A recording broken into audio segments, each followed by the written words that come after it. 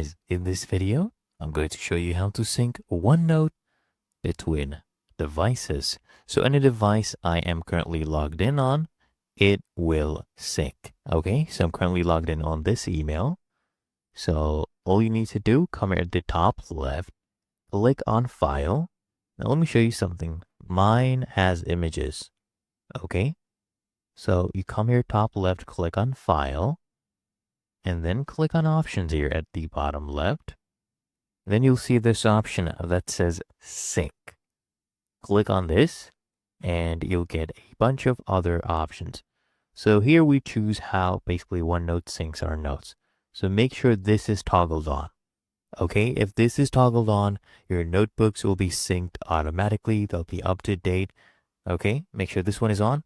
And now I will also toggle this one on so that my images and files and all of those are also being synced.